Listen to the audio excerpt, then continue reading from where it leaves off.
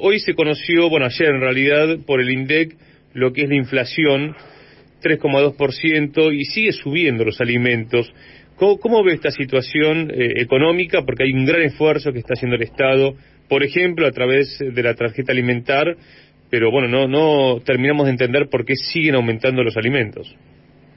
El precio de los alimentos es el problema más grave que tenemos hoy en la Argentina.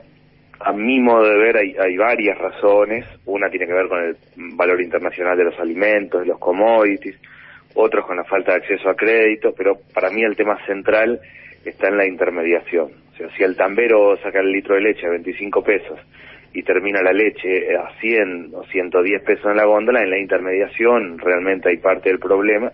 Sí. Ahí yo lo que hago desde el Ministerio de Desarrollo Social, fortaleciendo la economía popular, la agricultura familiar, fortaleciendo los pequeños emprendedores, es apuntar a que el productor le venda directamente al consumidor. Nosotros estamos haciendo 400 pequeños mercados centrales, donde los productores van, comercios, lo que son centros de comercialización de cercanía, los productores van y colocan directamente el producto, venden de manera directa.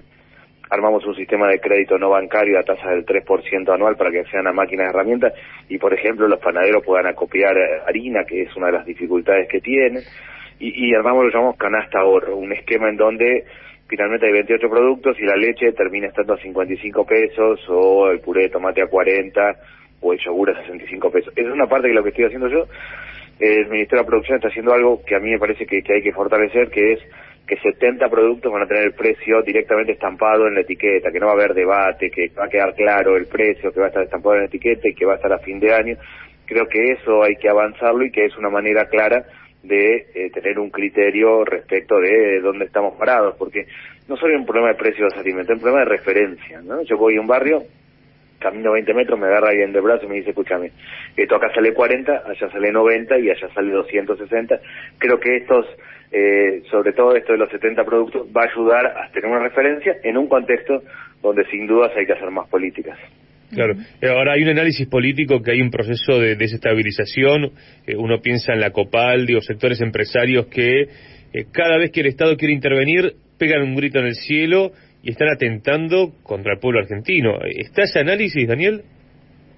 Bueno, el presidente ha avanzado claramente en el tema de carne, por ejemplo, ¿no? Ha tenido un avance muy claro en el tema de carne. Finalmente se diferenciaron un conjunto de cortes populares que realmente es un avance en términos de tener claridad respecto de los cortes más consumidos en la mesa de los argentinos, qué valor tienen. Está claro que en el tema de la concentración económica hay una dificultad importante.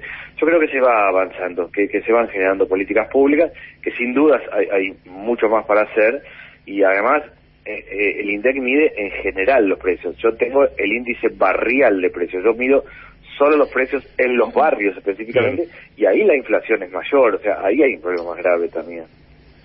A ver, con respecto al tema de la carne, ya que lo toca, el INDEC marca que hubo un 8% de inflación, pese a todas las medidas que hizo el gobierno nacional, y ahí uno le queda una duda, porque se ha conocido un documento de la mesa de frigoríficos recuperados, que de hecho, el Vasco Murúa, que es funcionario de su ministerio, ha trabajado activamente, está trabajando ahí, pero claro, lo que falta quizá ahí, se han reunido también con el ministro de Agricultura, Basterra. Le digo porque este es un tema que lo trabajamos fuerte. Ahora parece que después en la mesa con Culfas, con producción, falta la pata de las recuperadas, que hoy hacen el 4% de la producción de carne, dicen que pueden llegar al 10% para abastecer, por ejemplo, a comedores comunitarios. Pero bueno, ahí sabemos que hay después conflictos, ¿no? Porque, por ejemplo, las patronales de los frigoríficos, el señor Brucese no quiere que estén las cooperativas. Hay ahí, me imagino, ¿no?, conflictos que se van dando, por ejemplo, esto que comento de la carne, que nuestras fuentes son las recuperadas, y cómo se va haciendo la política pública para desconcentrar la economía. ¿Cómo lo ve eso? Sí, con el Vasco Murúa es el responsable de empresas recuperadas dentro del ministerio. Sí. Hemos trabajado mucho y yo he recorrido varios de los frigoríficos recuperados. Hoy justamente hacemos un foro, nosotros armamos un foro de la economía popular, la economía social y la creación de trabajo. Hoy hacemos un foro donde viene el ministro de Producción y el ministro de Economía también. Bien. Porque hay muchas cuestiones que la economía popular está como al costado, como que hay que incorporar en los procesos, no solo de toma de decisiones, sino en los encadenamientos productivos. Hoy hicimos un primer foro en los foros están las cámaras empresariales, están los sindicatos, están los movimientos sociales, están las empresas recuperadas, están los distintos sectores. Bueno, hoy hacemos un segundo foro y ahí, por temas muy concretos, se incorporan en esta reunión el ministro de Economía, el ministro de Producción, con este objetivo de hacer transversal y no solo que estén presentes las empresas recuperadas en la toma de decisiones, en las mesas, sino también fortalecer este tema de las cadenas de producción. Hay mucho de la economía social, de la economía popular, que necesita un envión y un acompañamiento para entrar en el proceso productivo.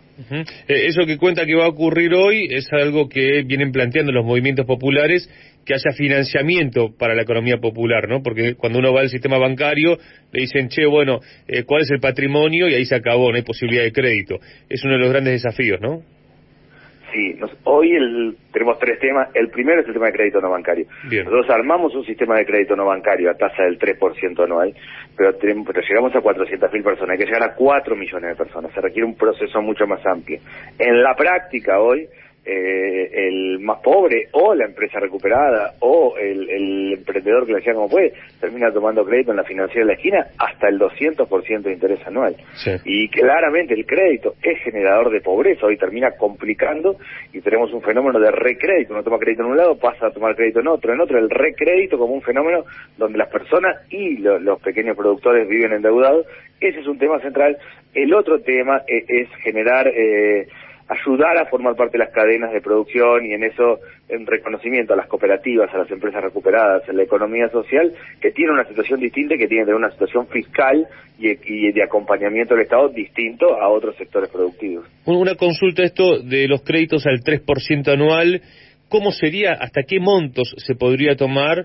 Porque claro que en la economía popular no solamente hay pequeños emprendimientos, sino que también, en el caso de las recuperadas hay industrias. Sí. No hay un monto, esto va desde el carpintero que necesita una sierra circular hasta Farmacop, por dar un ejemplo simplemente, sí. que nosotros, que es una recuperada que nosotros hemos financiado y que tenían que acceder a unas máquinas muy especiales, muy específicas de su rubro, de su sector. Es un esquema en donde vamos de lo chiquitito a lo grande. En el caso de las empresas recuperadas siempre estamos hablando de maquinaria más pesada o de maquinaria más específica, en muchos casos que no existe en la Argentina. El sistema de crédito no bancario es para todo el esquema de la economía social. Nosotros entendemos economía social como el carpintero que está laburando por su cuenta y la hacen como puede y necesita una sierra circular, hasta las grandes empresas recuperadas que tienen procesos productivos muy amplios y en el medio las cooperativas, los pequeños emprendedores. Sí, también para insumos, ¿no? Daniel, para insumos también, porque por ejemplo... Máquinas, herramientas, insumos y bienes de capitales. Máquinas, herramientas, insumos, por ejemplo, muchas textiles terminan comprando tela, sí. y bienes de capital. ¿Y cómo se financiaría esto? Porque pasar de 400.000, que es lo que da hoy el Ministerio, a 4 millones... Bueno, eso, lo que el debate es eso, generar... Hoy existe la CONAMI, la Comisión Nacional de Microcrédito. Nosotros tenemos un fondo que sacamos del Ministerio de Desarrollo Social, pero hay que establecer un fondo mucho más amplio y de manera más directa. Hoy la tecnología juega a favor, incluso para dar crédito, en el sentido que es muy simple hoy para cualquier empresa recuperada, para cualquier emprendedor, hacer un chequeo de qué está haciendo, qué necesita, qué máquina necesita, cruzar datos. Lo que tenemos que armar es un fondo más masivo. En Argentina hay 6 millones de personas que trabajan por su propia cuenta. Una parte son profesionales, el resto son gasistas, plomeros, carpinteros, gente que hace changa, y de ahí aparece todo el esquema de la economía social. Bueno, ese es el sector que no accede al crédito bancario y que termina endeudándose a tasas que decir que son usurarias es ser demasiado respetuoso. Ministro, buen día. Acá Leila Vitar lo saluda. Buenos días. Hace unos días charlábamos con el diputado Itaí Hackman. Él nos comentaba que ya se está trabajando en el borrador de un proyecto de ley que plantee un salario básico universal. Hay algunos debates en torno, ¿no?, a lo que es la renta universal, algo que desde la pandemia se viene discutiendo en el mundo entero. ¿Crees que es necesario avanzar con este tipo de proyectos? Claramente sí. La Argentina tiene que ir a un ingreso universal de base, pero no es que me parece a mí, es lo que dice la CEPAL, lo que dice Naciones Unidas, lo está haciendo España, lo está haciendo Alemania, lo está haciendo Israel. Es un debate. Yo tuve reunión con varios ministros organizados por la CEPAL hace pocos días y el debate fue ese. hasta hace poquitos días fui presidente del Mercosur Social. O sea, Argentina tenía la presidencia del Mercosur y a mí me tocaba la presidencia del Mercosur Social. El debate también ha sido ese, el tema de cómo establecer un ingreso de base universal que tenga como eje sostener una base de ingresos para una parte importante de la población y vincularlo con el esquema del trabajo. Sí, es un debate que hay que darse, sin duda es un debate que hay que darse. Más allá de dar el debate, también los países tienen distintas características. Algunas empiezan por algunos grupos, sectores, por ejemplo los jóvenes, otras en algunas regiones del país. Hay distintas modalidades, pero para no solo es un debate necesario, sino que para mí forma parte de las políticas sociales que hay que encarar en los próximos años. Bien, sería algo así parecido como un IFE, el universo de personas sería el mismo. ¿Cómo se instrumentaría? Digo, porque también hay otros programas sociales que están funcionando y también, bueno, el presupuesto, ¿no? Que requiere semejante plan que es tan ambicioso porque son muchísimas personas. Recordemos con el IFE parecían 3 millones y al final terminaron siendo cerca de 9 millones. Sí. Está claro que hay una cuestión fiscal y que por eso el debate para mí primero son las ideas y después la cuestión fiscal. Es el debate sobre qué características tiene que tener y ha sido un debate fuerte en la mayoría de los países y luego el esquema fiscal y la progresividad en el término de hacerlo por etapas. Ese es mi modo de ver hacia dónde tenemos que ir. ¿Qué mostró el IFE? El IFE mostró que en la Argentina, el IFE llegó a tener 9 millones de personas en un momento. Y uno lo puede dividir en 3 realidades. Hay 3 millones de personas que ya están igual que la situación previa a la pandemia, o sea que se abrió la actividad económica y volvieron a esa actividad. Hay otros 3 millones que van camino a esa situación y otros 3 millones que se quedaron sin trabajo o que recuperaron muy poco. Es el jardinero que tenía 10 casas, recuperó 5 y quedó ahí. O la empleada doméstica que tenía un número de horas se trabó y quedó ahí, o muchos de los sectores con dificultades en el ámbito comercial, por ejemplo.